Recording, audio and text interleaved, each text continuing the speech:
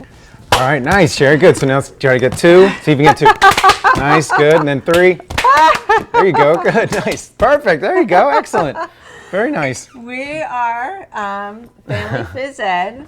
This is Alex Johnson. Welcome to Macro Magic. Today I'm Sherry Damaris, and today we're going to talk about how fitness is so important, especially for children.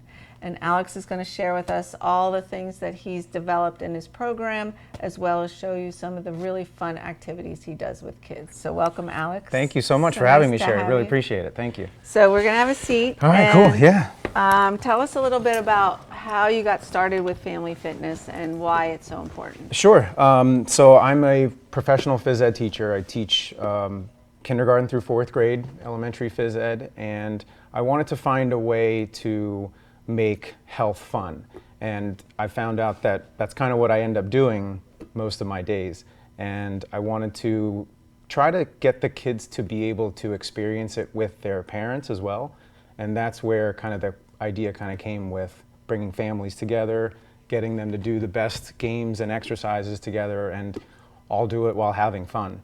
A lot of the kiddos and the parents don't even realize that they're getting healthy and exercising because they're just kind of lost in the games and the activities.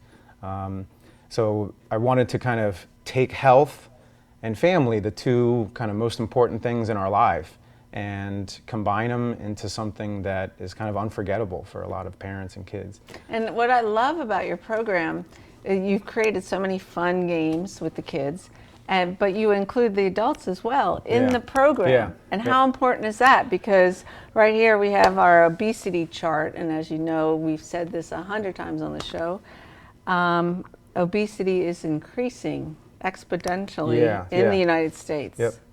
So I brought this just kind of as a reference, like this is in 2011, kind of showing where we were as far as obesity rates, and then in 2020, and then some startling stats and numbers that are kind of coming out where most adults, about 60% of them now are considered to be either overweight or obese.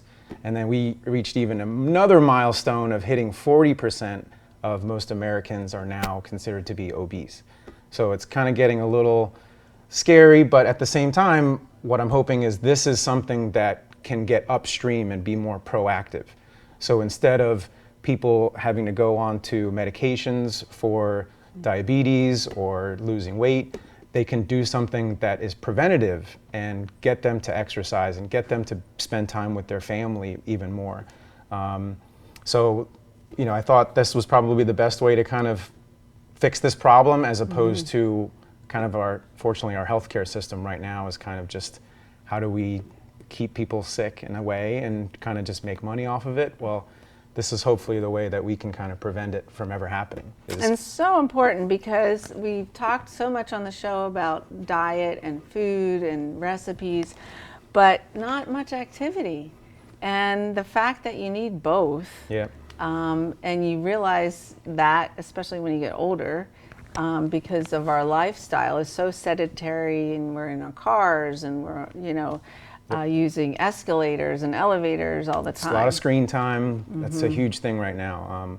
Parents, I think, are starting to realize after the pandemic how much kids can sit on a screen in a day. Like sometimes 4, 6, 8 hours kids are sitting whether it be in front of a cell phone, in front of a tablet, in front of a television, video games. So this is, I think a great way for people to get off the screens, get real play, not virtual play, no, goggles or anything. Like you're physically in the game, and you're present in the moment because of the activities that they're designed. Going back to the physical health, a big thing going on right now is mental health. And I believe if you invest in your physical health, then the emotional and the mental health starts to follow. So instead of just treating mental health, we go upstream, go physical, emotional, we're happy, we're smiling, and then the emotional and the ties into the mental health. So it's kind of like a hidden little secret that kind of is behind the program, but it's all there. So yeah. That's beautiful. And so many kids, especially after the pandemic or before the pandemic or during the pandemic, did not interact. Yeah. I mean, we have whole, elementary school grades that haven't even been in school for a couple years. Absolutely. So this is so important because you play interactive games where they have to work together as a team and talk to each other 100%. and make friends and Yeah, they can see the big difference when the kids came back in their interpersonal skills. And I would say sometimes like the lack of interpersonal skills of realizing that they're in a group of people, how to behave, how to conduct themselves, how to speak to others is a huge thing that we see in our schools right now, especially in, I'd say, kind of the middle elementary grades, because a lot of those kids, they missed those interactions as kindergartners, first graders, preschoolers. They didn't get to have that interaction with, small groups of kids and learn all of those, sharing, talking nicely, all those things. And so, this is just another way for them to get that experience. And it's fun. It's super, Exactly. super fun. Yep, absolutely. You don't even realize you're playing. I'm sorry, you don't even realize that you're exercising because you're just playing. It's so fun at the end of classes. Sometimes you'll see, the spouses are kind of like flirting a little bit with each other, like we're playing games, and they're kind of like hip checking each other, like the spouses. And then there was another time a dad had told me that he said, "Alex, I have the best conversations with my kiddos when I'm driving home after these classes. I get to talk to them about winning and losing. I talk to them about persistence and not giving up and hard work and effort and grit and resilience. All this stuff ends up, these are just kind of, the side effects almost of Family Phys Ed. So hopefully they're good, and I want to share it. I want to share it with as many people. And how many times do families decide to spend a lot of money on vacation, and usually everyone's still on their iPad or their iPhone during the vacation or on the airplane? Yep. And this simple little activity that they can all be a part of Absolutely. is so important for Yeah. the health of the family, I would think. Yeah, I think getting parents off the sideline and letting them experience the activities and the physical exertion. Sometimes you'll see parents that are on the sideline screaming, yelling. It's kind of like, Sports. come on in. Why don't you come in here and play a little bit and run around and let's see your effort and all that kind of stuff. So, and me being an adult, when I started kind of creating a curriculum for this Family Phys Ed was, I only want the games that I also enjoy as an adult. Like, you know what I'm saying? So I wanted to come up with games and activities that I enjoy, have fun, I laugh, I smile, I sweat, and I'm also spending time with my kids. And my kids love the games as well, because kids love, dodgeball or capture the flag or kickball, like all the games that we kind of play in Phys Ed. So I just picked the best of the best and put them all together and trying to share it with the world, I guess. That's so nice. And, I think back on my years in Phys Ed where we had to wear those uniforms. Yeah. And we'd always try to get out of the class. And, it was like, and then as a guidance counselor, realizing that they were going to start cutting out some of the Phys Ed, that if you were on a team, you didn't have to take Phys Ed. And realizing how dreadful that was for some of these kids that never move around much or go outside. Yeah. That's another big factor. Absolutely. And that's kind of the blessing I think that we as Phys Ed teachers have, is we are so used to dealing with a wide spectrum of ability levels. So students with disabilities are also with our class who are the top athletes of the school. And so coming up with games and activities where all students can participate is really effective, because I can do it with families also. So I get grandparents that can come out and play some of the games and tag and play goalie sometimes, or even just referee. And then even toddlers sometimes will have parents that, they're holding their hand, but they're running around, they're playing with their kids. Wow. So there's really not much of an age limit to this. So I really want to, even parents, grandparents, aunts, uncles, everyone can participate because it's just fun. Now you do birthday parties too, right? Yeah, so that was kind of just a side thing that started showing up, a lot of private events. So birthday parties, corporate events. We've done a couple, like business picnics. We even did another teacher in service where we were training adults on teamwork and cooperation and communication. So that was kind of a really cool experience to work with adults also. Wow. And no kids around. So, changing my language a little bit and speaking more as I would to an adult. So you could come into companies, like whatever size company, Absolutely. and do these Yeah, activities. Yep. I mean, every day, phys ed teachers are teaching communication, cooperation, teamwork, team building, responsibility, and these are all things that I think most employers are looking for in their employees and want to build with their companies also. So why not have a day where it's just fun activities and you get to spend time with your coworkers, and we don't have to make it super exhausting, but you can still get those lessons on communicating with the other person, like making sure you take care of your responsibilities like I do, and those kinds of things. So It's definitely relaxing. Yeah. I mean, even as an adult, to be able to like let go of all the activity in your brain Yep. and go Absolutely. outside and just let loose. And Yeah, and be present. Like you're forced to be present in the moment when you are about to catch a ball or you're trying to throw at something. Like you can't think about your cell phone, you can't think about your social media. Like you're trying to run away from your child.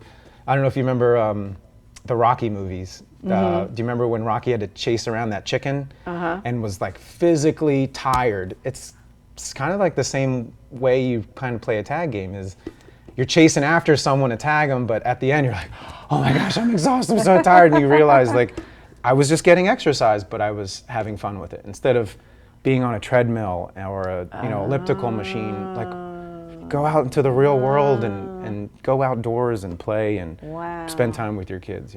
so you can start this whole new movement with adults as well as kids. Yeah, that's the plan. So.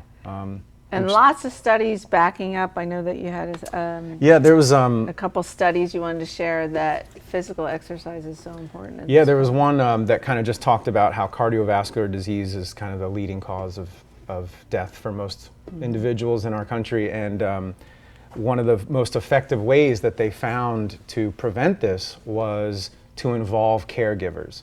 So not just sending the kids to a camp, not just sending the kids to a class, but getting the parents involved as well, getting the caregivers to realize, oh, I'm the one that's buying the food. I'm the one that's putting my kids into activities and giving them the opportunities to kind of either be healthy or not healthy. So it kind of puts the responsibility back into the caregiver when you involve them in these activities also, instead of just dropping my kid off. And it's kind of like have them be a frustrating part of the whole Exactly. plan. Be a part of the experience, be a part of the lesson, be a part of the moment. Be a part of the moment with your kids. And those are those kind of like core memories, those memories that you get to instill in your kid's brain. And every child wants to be best friends with their parent. So why not take this opportunity as a parent to like spend time with your kid? That. You know what I mean? So I love that. Yeah. We're going to take a commercial break, and when we come back, we're going to learn some of these games that Alex shares with families, whole families, all ages, and talk a little bit more about his program and how you can get in touch with him if you want to organize a party or join in one of his activities.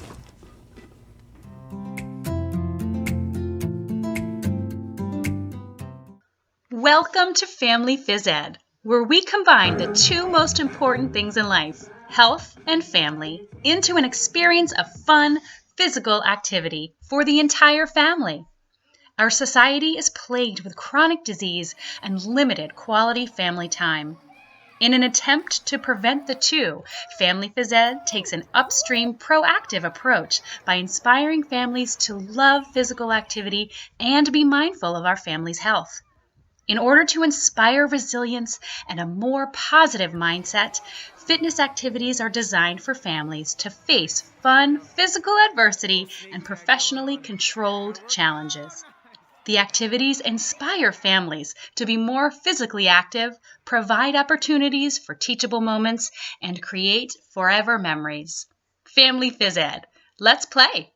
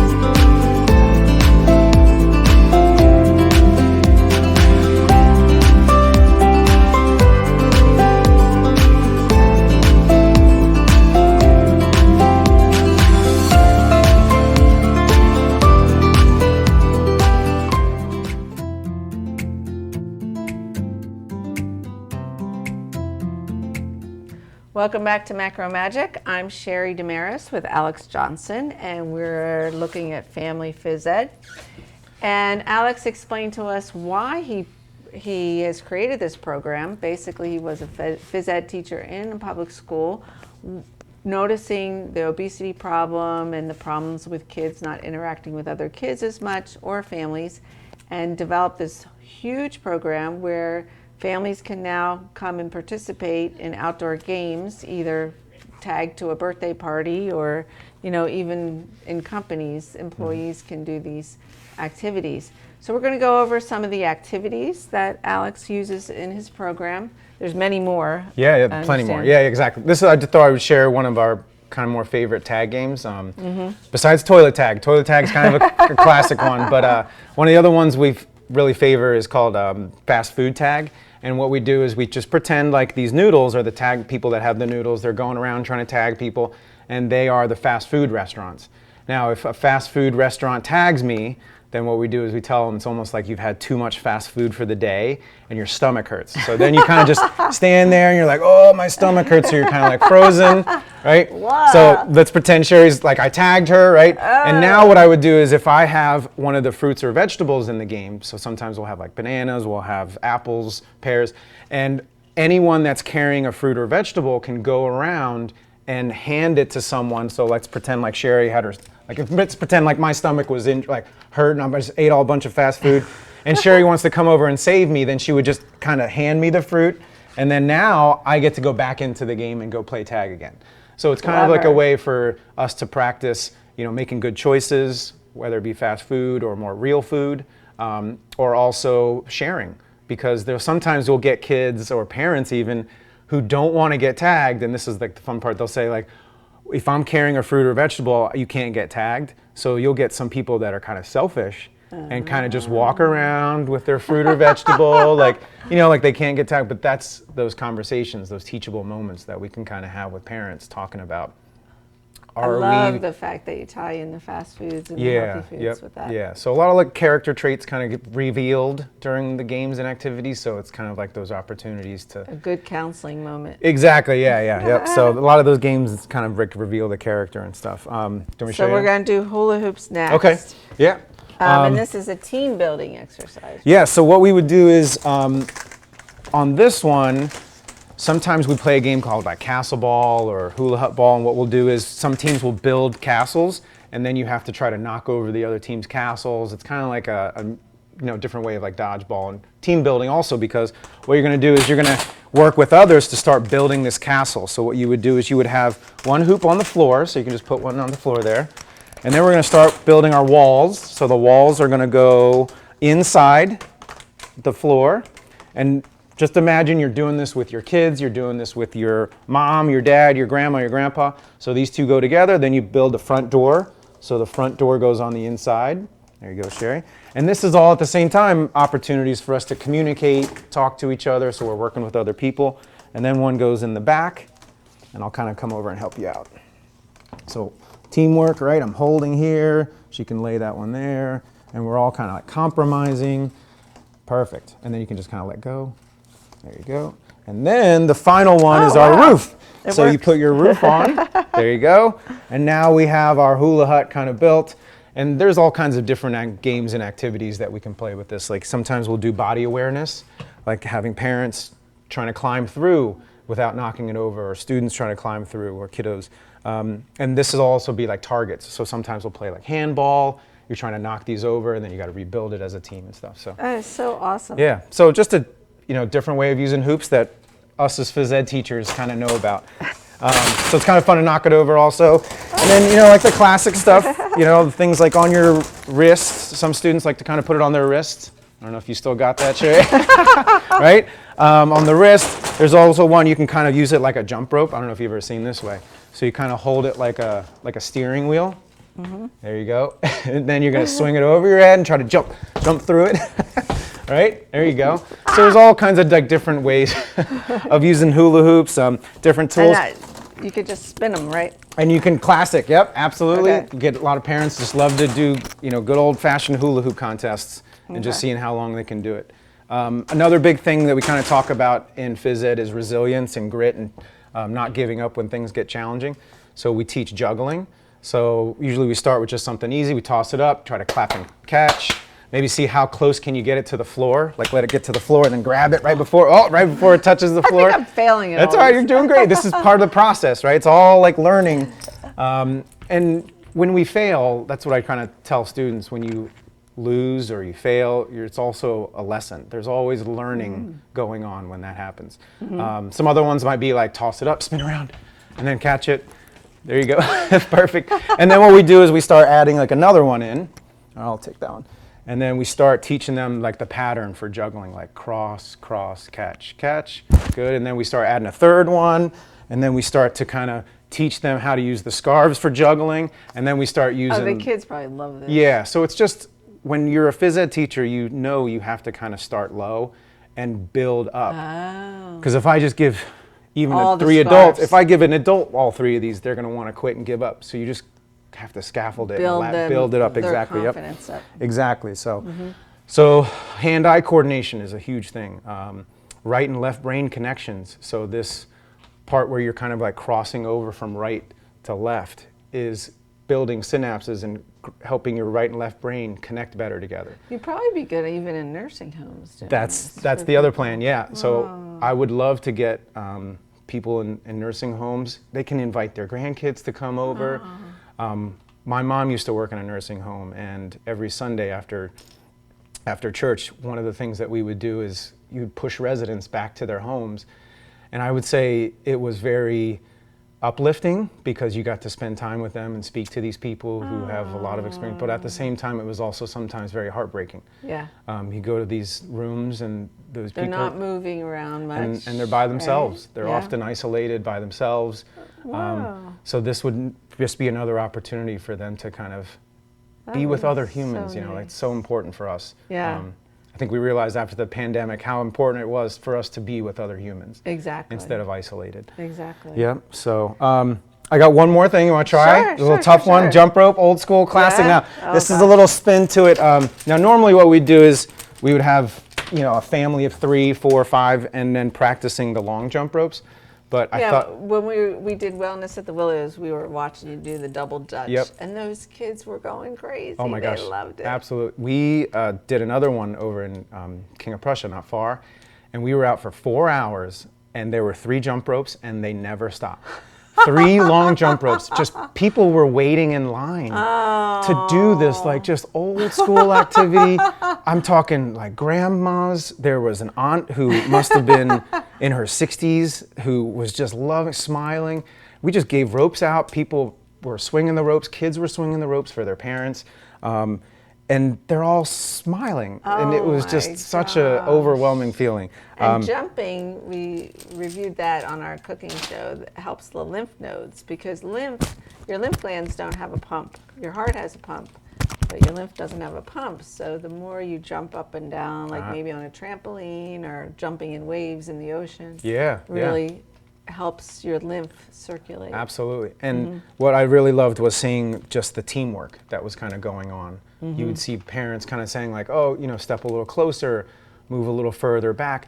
Like these are small things, but they don't realize it's demonstrating, good teamwork and cooperation and Support. communication, support. Yeah. Learning how to speak to other people is a lost art, I feel like sometimes. And also at the same time, listening to others is a lost art. And so that kind of communication practice, I feel like is such huge.